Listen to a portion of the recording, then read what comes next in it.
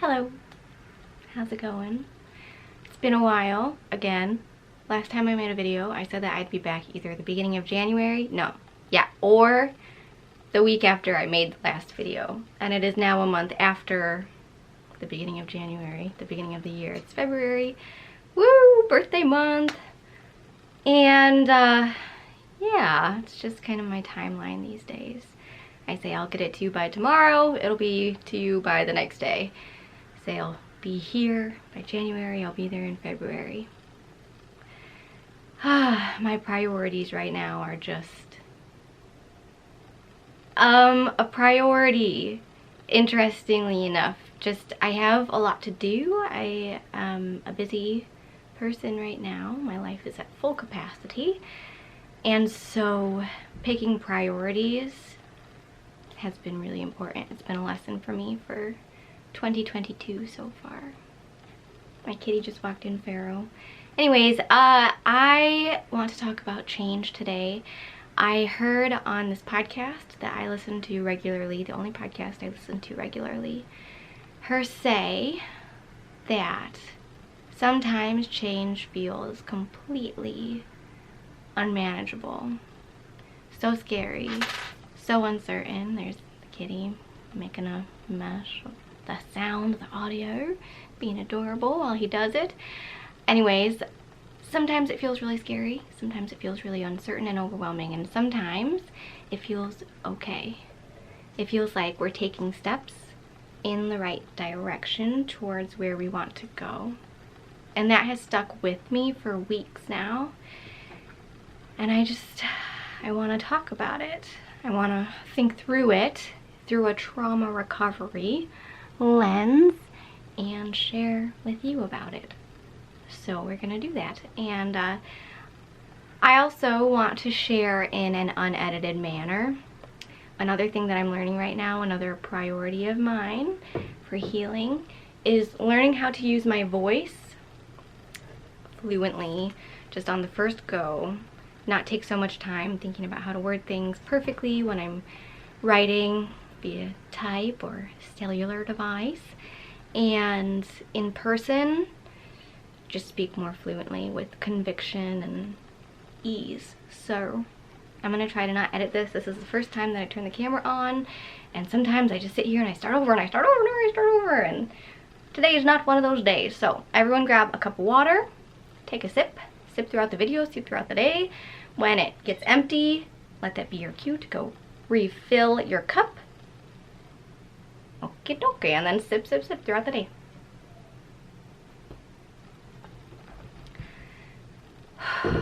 So, change. First, related to my life, I have been through periods of time. I was especially considering this all in the past 3.5 years. Kind of because of YouTube, like knowing I wanted to make this video. These are my notes, by the way. And thinking about returning to YouTube regularly and why I started showing up on YouTube at all. And just what has happened in my life since. It's been a lot. It's been a lot. And the change that has happened from 5 years ago till now, it's been different. There's been different varieties, different flavors, if you will.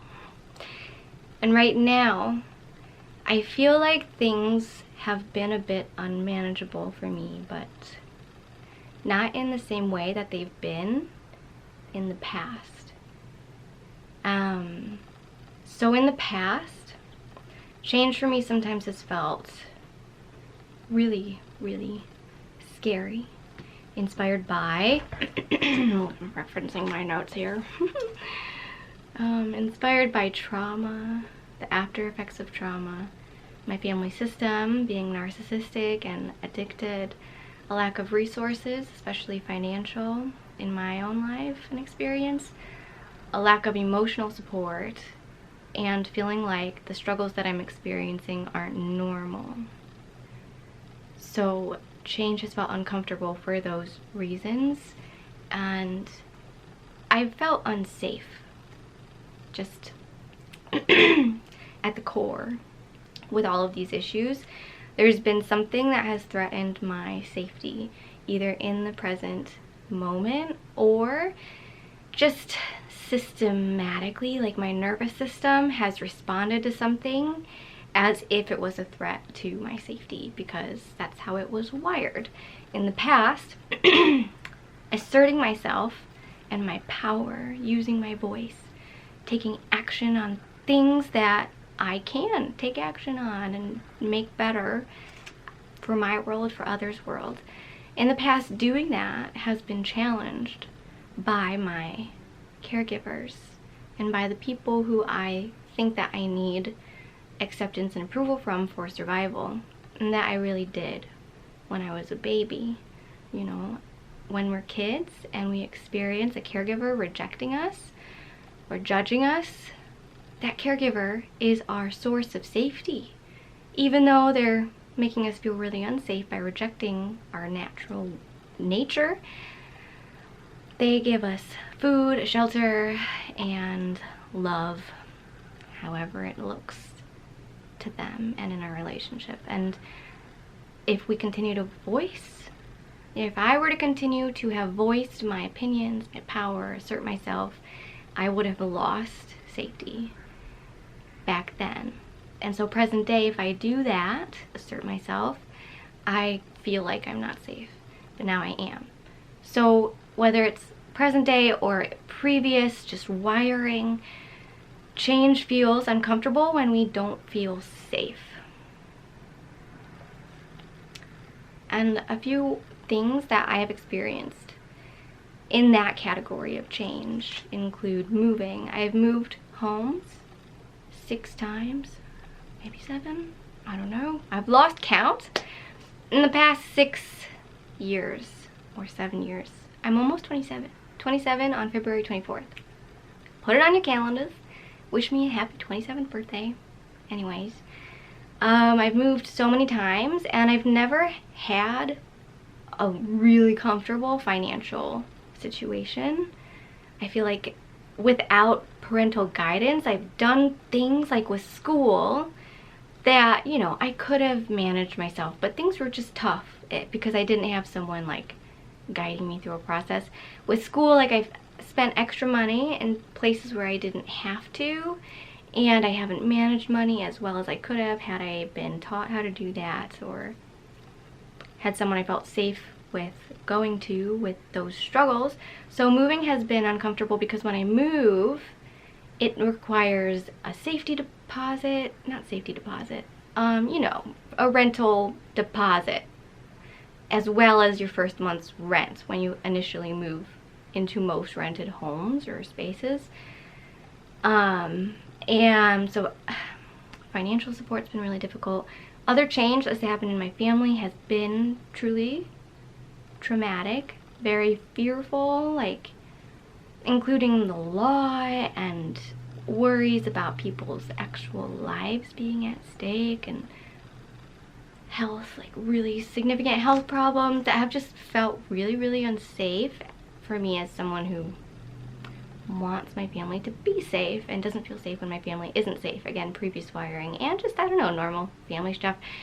And other situations when change has happened, particularly with those traumatic situations that were going on, have felt unsafe because I didn't have emotional support.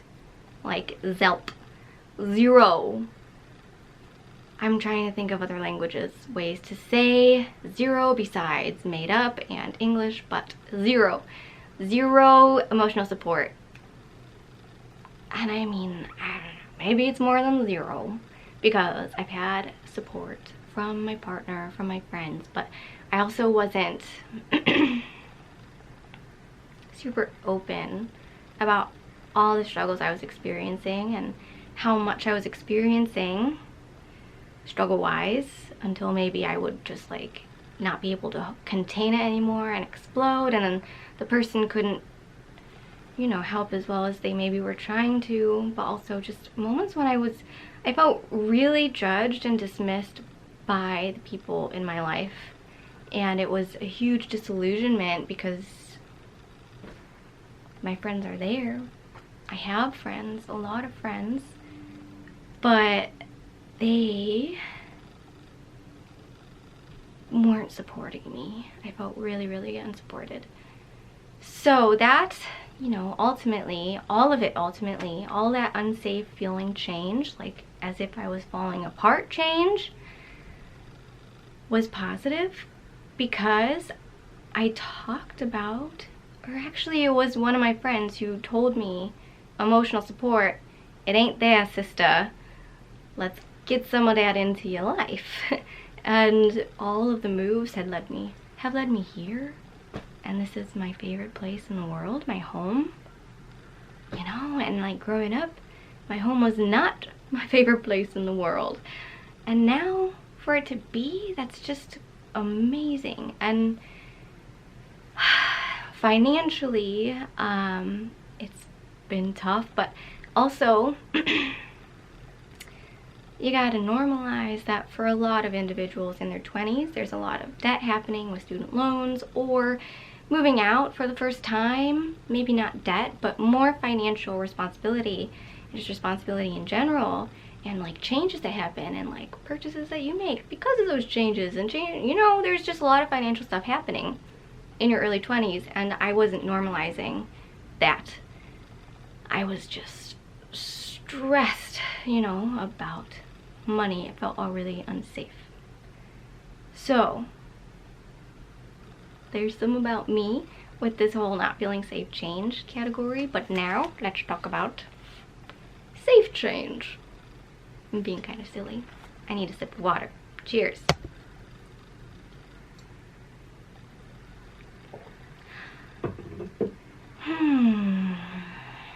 Okay, so currently and consistently, there's also safe change, which is inspired by growth, inspired by home or job or school changes, trying something new, learning, and expanding. And those can feel so much easier when you feel safe, when you feel settled, like you've got some ground under your feet and you aren't just walking around on unstable ground. That rhymed. Loved it. But they can all be positive changes. All these things. Moving homes, moving jobs, moving schools. I'm sorry. I'm like trying to organically remember that list, and it was hard for me for a second. I had to reach for those words.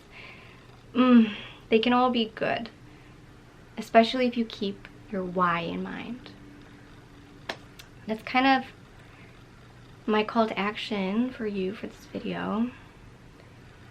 Why are you doing any of the things that you're doing?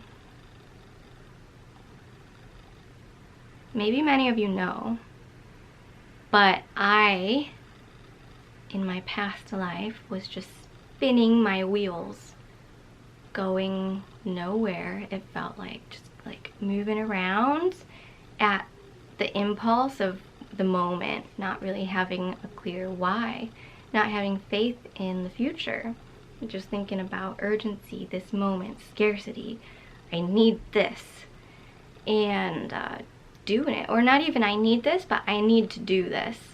But why? You know, it was just a mess.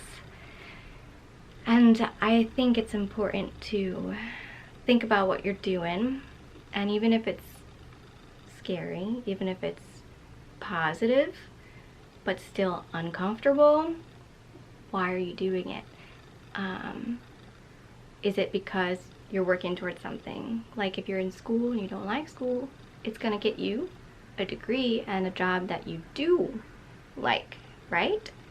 That's your why, and we can forget that. So remember that. And if changes that you're making are really scary and they're not necessarily positive, they're not necessarily working towards anything that you want, then evaluate that and make some changes in the changes that you're making, you know?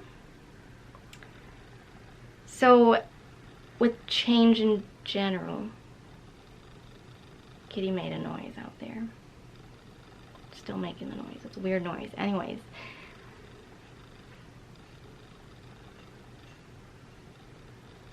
What is happening?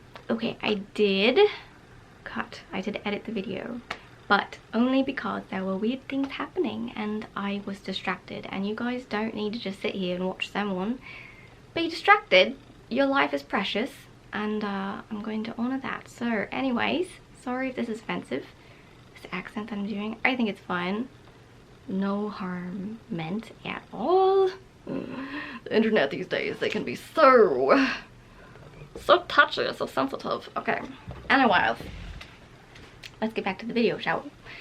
Changes. Things that I'm learning about making changes include recognizing my nervous system state moment by moment. So, as you guys may know, I am a certified trauma recovery coach, and I went to supervision for my cases, my coaching business, my coaching practice. I get supervision regarding my work, and I went to supervision and I was saying something about co-regulation, like just pretty much mirroring how I mirror clients. And my supervisor stressed the importance of not just attuning to my clients and matching their state or seeing that they're activated and trying to bring them down, rather looking at my state and being more aware of how grounded I am, how regulated, how activated I may be when I'm working especially, but just all the time in life. This is really important.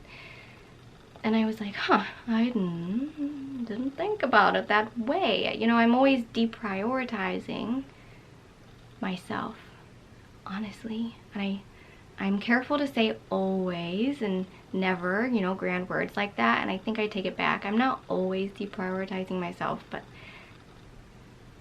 in ways like that, like noticing my nervous system state of arousal, I would kind of push that aside often in order to focus on the task at hand, the event at hand, and just kind of plow through. Even if I was activated, even if I was like shutting down, just plow through. And I've been noticing the importance of instead recognizing, acknowledging my state energetically, emotionally, physically, spiritually, relationally, and supporting myself in moments when I'm having an interaction and doing stuff and working, but also proactively, just all the time, noticing how I'm feeling and honoring what I need. And that brings me to the next thing that I'm learning that I think is applicable to changes,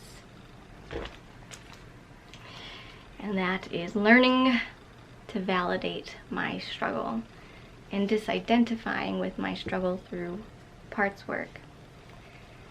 So what I mean by that is that I am learning that there are different parts of me. This is from Internal Family Systems. I have a core self, almost 27-year-old young woman. 27 years young woman. I am not a girl. I am a girl, but I'm not a child anymore. And parts of me, you know, the goal of parts work, just side note, segue really quick, is to recognize that there's parts of us that are stuck in the past, almost, in a way. And sometimes, like our self, our 27-year young woman self is driving along, and then we see something that reminds us of something else or that freaks us out, and a different part of us just takes the wheel. Not our self, competent, capable, curious, compassionate, ready, but a part of us that may be scared, that may want to fight or flight or halt, freeze, you know, or just like fun, you know, change their speed limit, you know, take that as you will. But the goal of parts work is to recognize these parts so that we can recognize when we're not in the driver's seat, when some part of ourselves is freaking out and doing something, and integrate that part so that we aren't just like having parts take the wheel whenever at crazy ease. It's a little bit more of a conscious process, you know? And so I notice that parts of me are overwhelmed right now. For example, given more to this lesson that I've been learning about parts work and not identifying, parts of me are struggling at this time, or have been, but not me as a whole. Because other parts of me right now have been loving what I'm doing, absolutely incredibly grateful for where I'm at in life right now, because I've put myself in this position. Like, there was a lot of vulnerable moments of taking steps forward that were super uncomfortable and scary, but that got me somewhere amazing. And so part of me is so grateful and happy about where I am, you know, and I don't fully identify with that part either.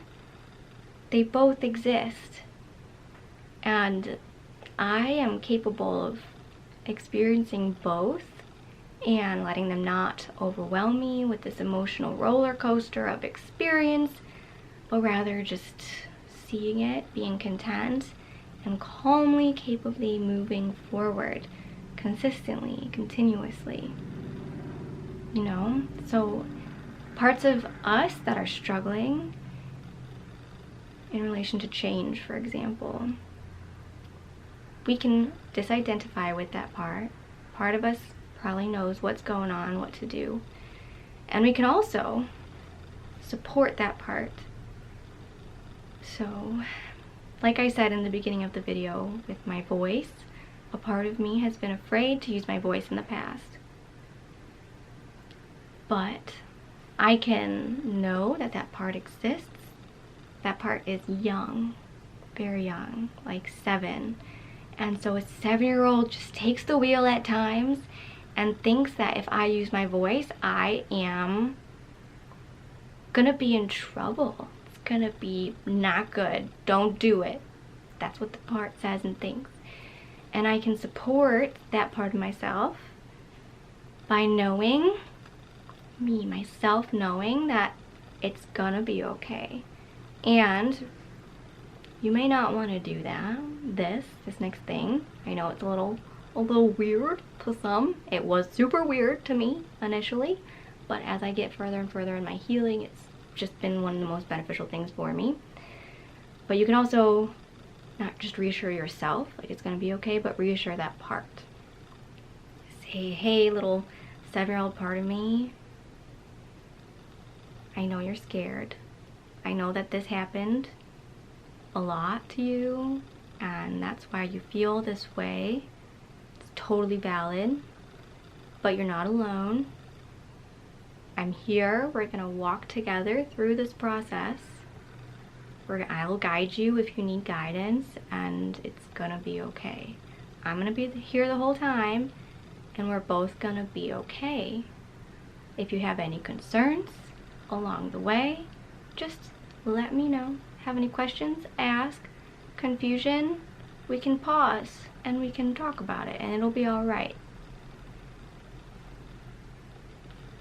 So that is somewhat of a conversation, the sort of conversation that I have internally with me and my part.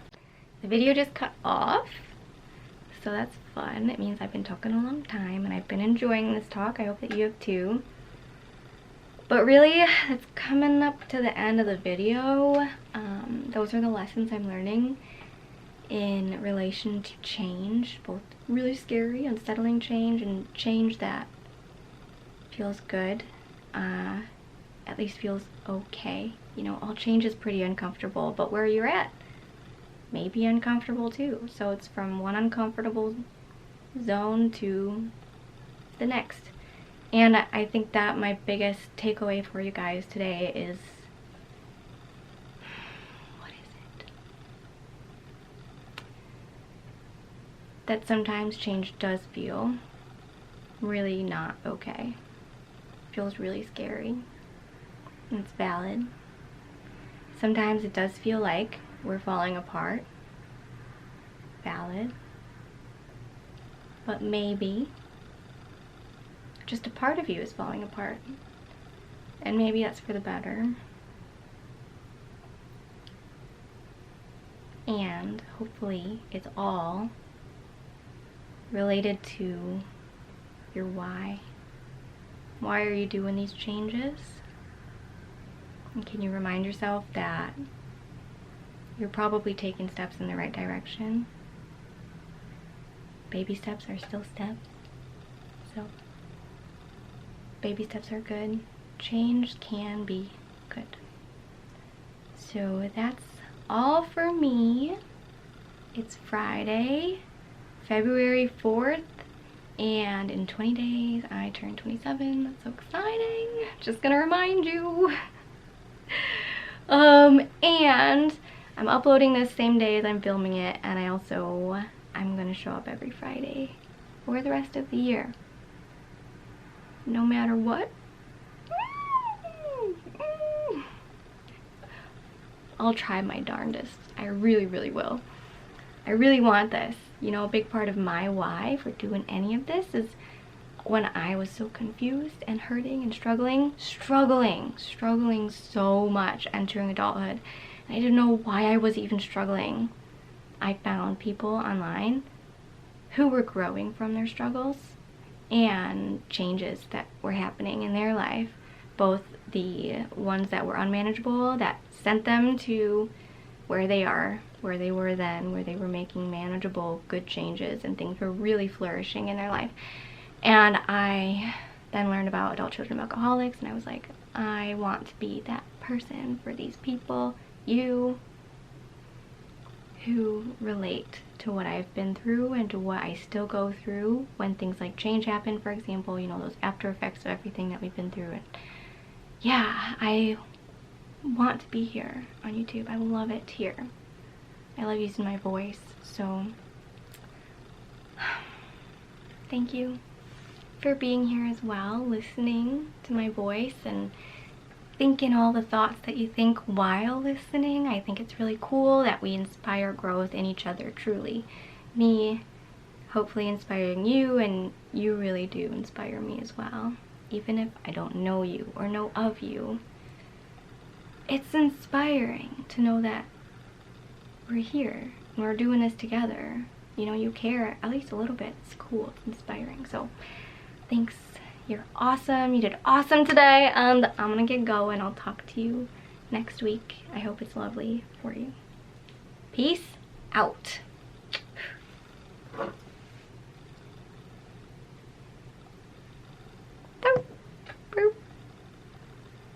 Come on, Joy. Come on.